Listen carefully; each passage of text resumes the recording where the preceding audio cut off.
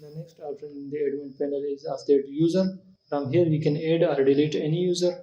So I will click on this add new user, and from here we would be able to add a new user or change the current user code file.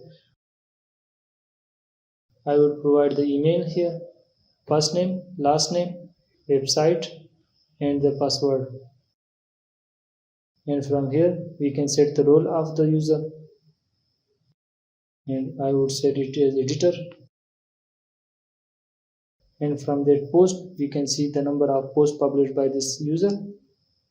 And from the profile we can set the profile for any user.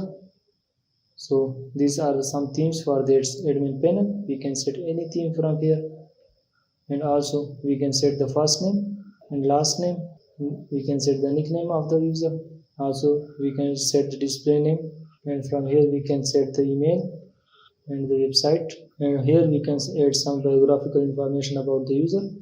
And after making all these changes, we will click on that save button.